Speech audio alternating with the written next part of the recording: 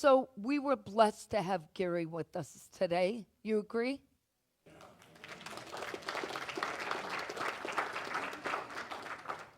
I'm so grateful that he would take the time to share a difficult story, but it's such a reminder. And as a result, I felt it was fitting that we actually look at how we can better navigate adversity. We all face them, we all have our challenges, and we have to be able to understand them and then rise above them. So, as you heard from him, and by the way, I didn't know what he was going to say, but adversity is our chance to reset our lives. It's our chance to consciously choose to let go of all the old patterns of behavior and all the old fears that come into play when we're trying to deal with something new. The problem isn't usually what we're dealing with now. It's that all the old stuff comes up while we're dealing with it, and we can't get out of our own way. It's our chance to realign our lives and to create that balance in our lives, to be able to move forward with clarity and strength, not to stay stuck in the problem. Every word Gary said, every place he found himself, took him to the next place. He didn't wallow in his self-pity. He didn't wallow in his suffering. He kept asking, which is what we need to do. What is this for? What am I to do with this? How do I step up? How do I step forward? How do I hang on and trust that if I'm still here, it's because I'm meant to be? He talked about faith and faith being our guiding light. Joseph Campbell said, the dark night of the soul comes just before the revelation. It's true. We've all been there. At our very last possible moment, when we think we just can't do another day, boom, there's an answer. Wow, there's a break. The clouds separate. What did they do already? The clouds have separated. The rain has stopped. It was a matter of minutes. The moments when we feel most lost or broken are often the catalyst for our greatest breakthroughs in life. And I think it's important for us to remember that we're going to have dark days. They are our lessons. But we can't stay there. It's about understanding how we emerge from the darkness. There is nothing written about, let's see how well you can do staying in the darkness. It's all about coming out, emerging. In times of adversity, faith becomes that beacon that illuminates our path. And we all know faith is the belief in something greater than ourselves. But the most important part of faith is that it's the belief in something unseen. There is no proof that it is there. There's no reason for us to believe other than the belief itself, that we are connected to the most powerful energy in this lifetime, that we can always tap into that source, God being that source, and find our way on whatever path we're on, but we can't get stuck in the tunnel there. We're allowed to have our human feelings. We're allowed to have our pity parties, but we can't live there. We must find ways to move forward. But faith is also trust that transcends anything human. So we can't try to put logic to trust. It won't work. It's that conviction to the belief that we are not alone. Gary said that multiple times. We are not alone. Faith is what teaches us to surrender to the illusion that we have any control over this stuff.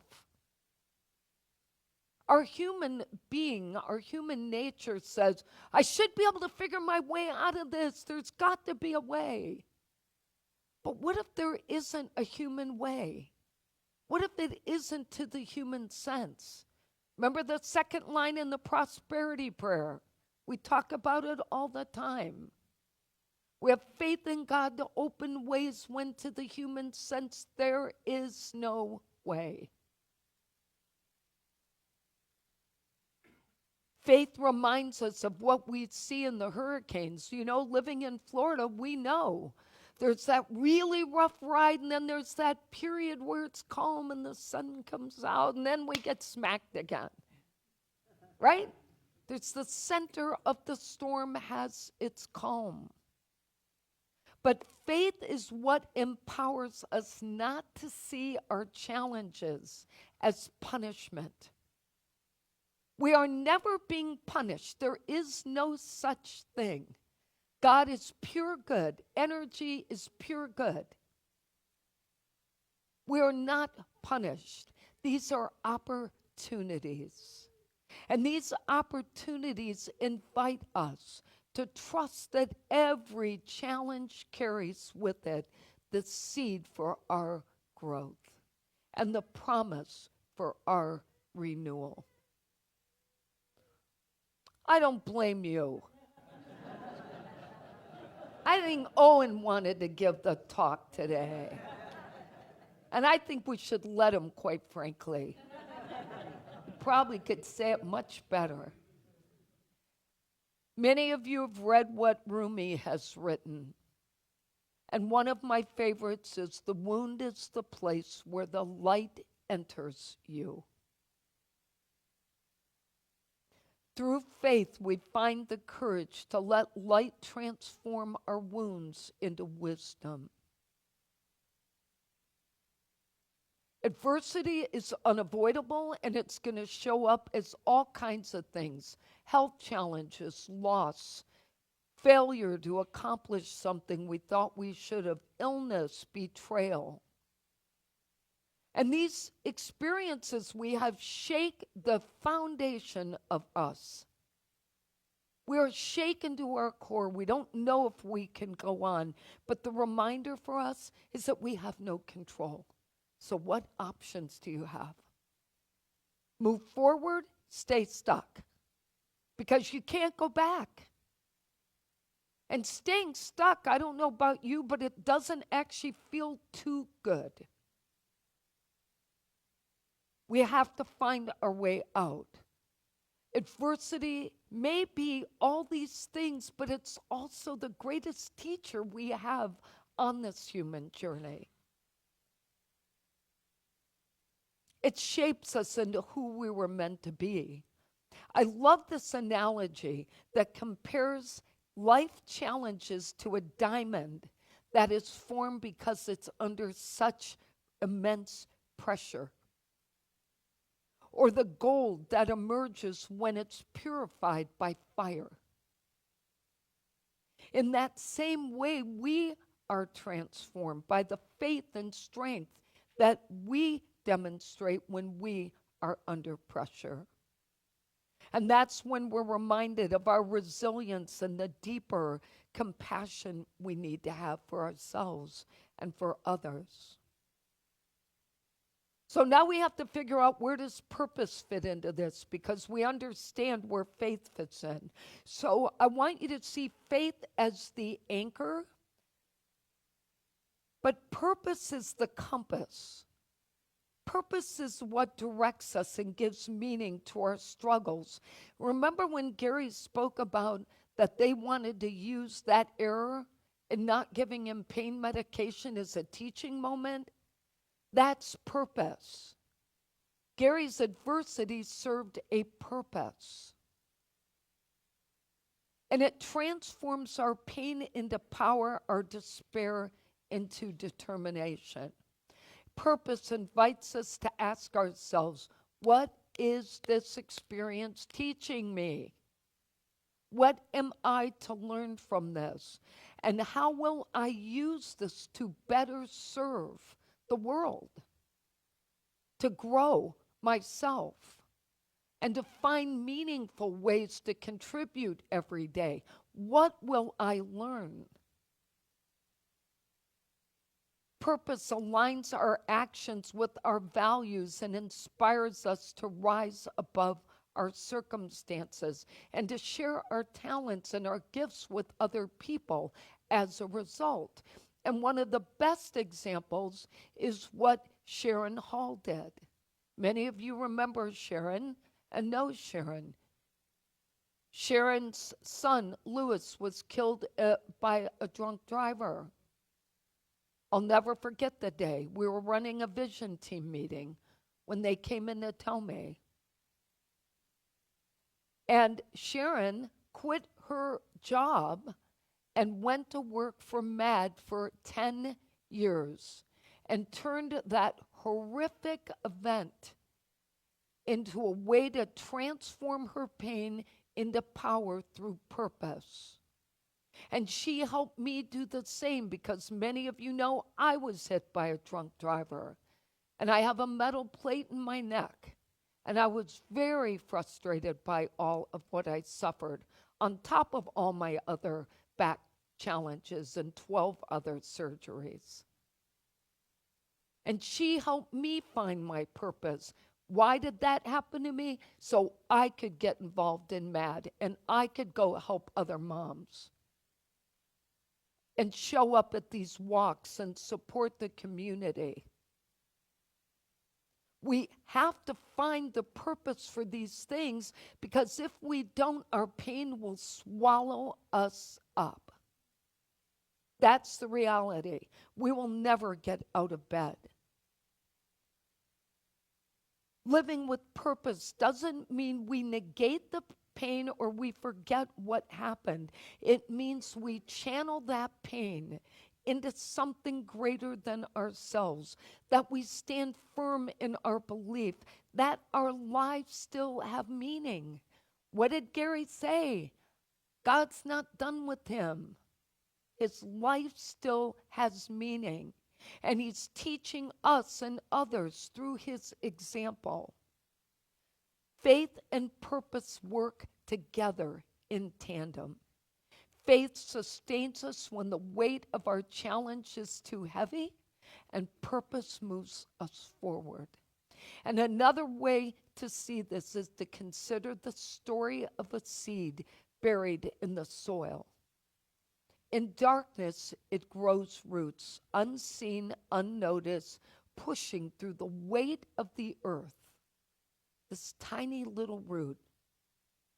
It's faith that urges the seed to reach upward toward the light, trusting that it exists even when no one sees it. But it's purpose that drove the seed to grow, to fulfill its potential and bloom in its fullest expression.